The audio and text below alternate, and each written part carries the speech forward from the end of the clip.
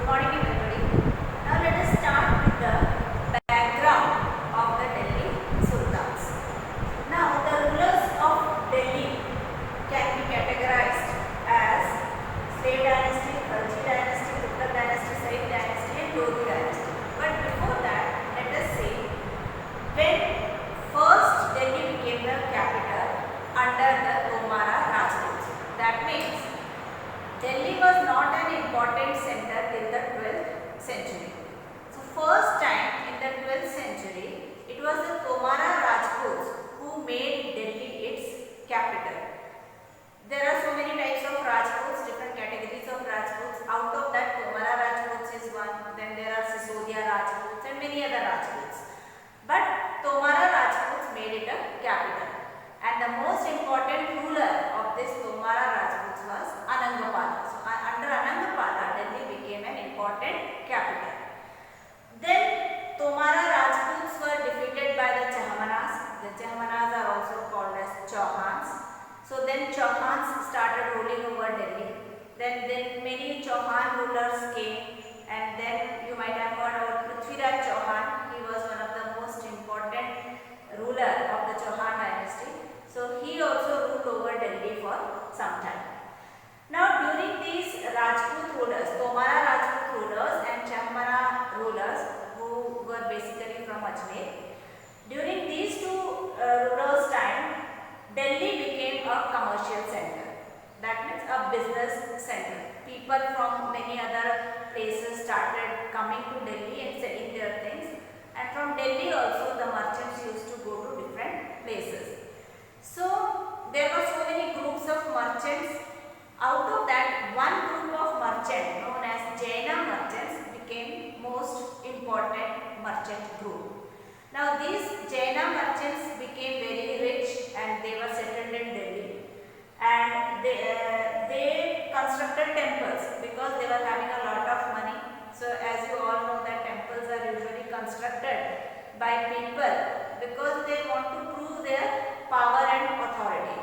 So since they were having money, they built so many temples and they minted coins also. Minting of coin is a symbol of power, and the coins were called as Delhi won.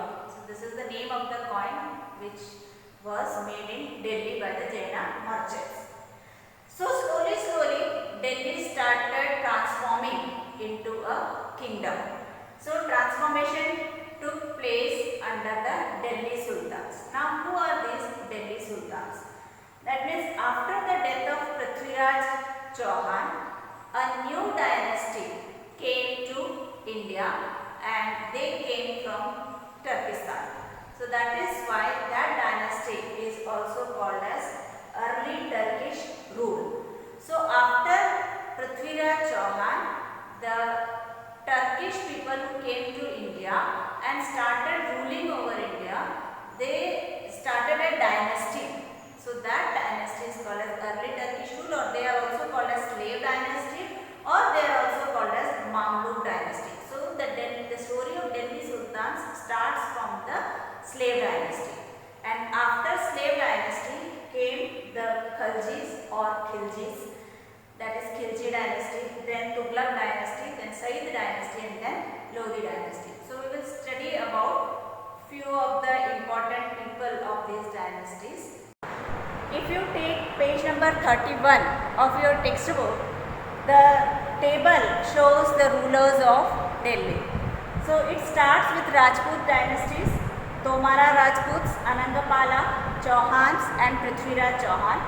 The rule of Prithviraj Chauhan ended at 1192, and then starts the early Turkish rulers, which is also called as slave dynasty or Mamluk dynasty. The first slave ruler was Qutbuddin Aibak, who ruled from 1206 to 1210, and then Shamsuddin Iltutmish, who ruled from 1210 to 1236, and then daughter of Iltutmish, that is Razia, ruled from 1236 to 1240, and Ghiyasuddin Balban ruled from 1266 to 1287. There are some gaps in between this.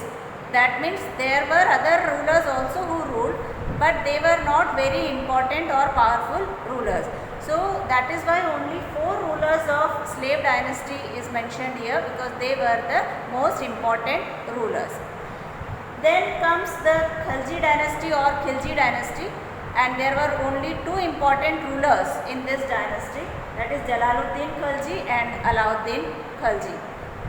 If you have seen that film Padmavat, you might know more about Alauddin Khalji, because in that film is based on Alauddin Khalji only. Then the Tughlaq dynasty came, in which Ghiyasuddin Tughlaq ruled from 1320 to 1324.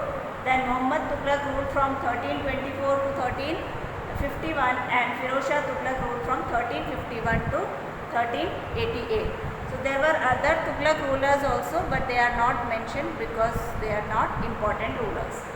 Then in Sayyid dynasty, only one ruler was important, that is Khizr Khan, who ruled from 1414 to 1421.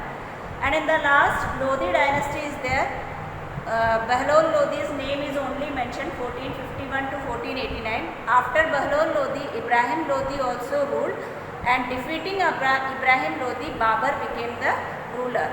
So Mughal dynasty starts after Ibrahim Lodi. So please go through this page to recall and remember the names and the years of the dynasties. Thank you.